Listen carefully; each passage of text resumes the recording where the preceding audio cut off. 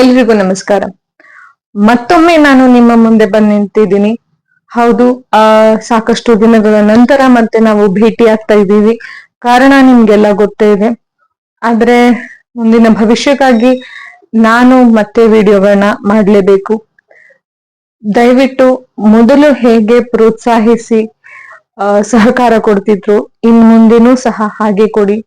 ಹೊಸ ಹೊಸ ವಿಷಯಗಳನ್ನ ಪ್ರತಿದಿನ ನಾನು ನಿಮ್ಮ ಮೊಬೈಲ್ಗೆ ತಂದು ಕೊಡ್ತಾ ಇದ್ದೀನಿ. ಮತ್ತೆ ಮೊದಲಿನಿಂದ ಶುರು ಮಾಡೋಣ. ಇವತ್ತು ಒಂದು 10 ಬೇಸಿಕ್ ಶಬ್ದಗಳನ್ನ, 10 ನೆಸೆಸಿಟಿ ಏನನ್ಬೇಕು, 10 ಬೇಸಿಕ್ ಶಬ್ದಗಳನ್ನ ನಾವು ಮರಾಠಿಯಲ್ಲಿ ಕಲಿಯೋಣ. ಯಾವುದು ನಮಗೆ ದಿನಂಪ್ರತಿ ಬಳಕೆಯಲ್ಲಿ ಇರುತ್ತೆ, ನಾವು ಯಾವುದನ್ನ ರೆಗ್ಯುಲರ್ ಆಗಿ ಉಪಯೋಗಿಸ್ತೀವಿ, ಅಂತಹವನ್ನ ನಾವು ಇವತ್ತು ಕಲಿಯೋಣ. ಸೊ ಮೊದಲನೇ ವರ್ಡು ನಮಸ್ಕಾರ. ನಮಸ್ಕಾರ ಇದು ನಮ್ಮ ಮೊದಲನೇ ವರ್ಡ್.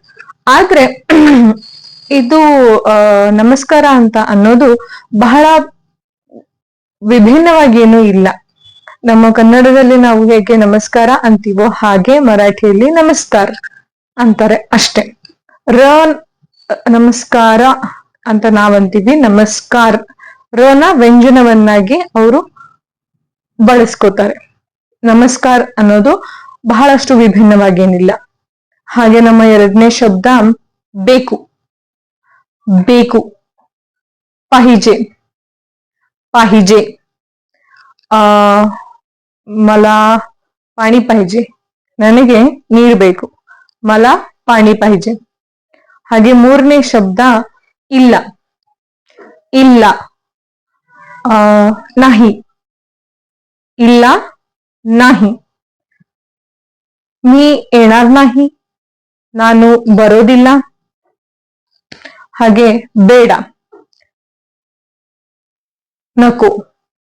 ಬೇಡ, ನಕು. ಇಲ್ಲಿ ನಾವು ಯಾವಾಗ ಇಲ್ಲ ಹೇಳ್ಬೇಕು, ಯಾವಾಗ ಬೇಡ ಹೇಳ್ಬೇಕು ಅನ್ನೋದು ನಮಗೆ ಕನ್ನಡದಲ್ಲಿ ಗೊತ್ತಿದೆ. ಅದೇ ಮರಾಠಿಯಲ್ಲಿ ಯಾವಾಗ ನಾಹಿ ಅನ್ಬೇಕು, ಯಾವಾಗ ನಕೋ ಅನ್ಬೇಕು.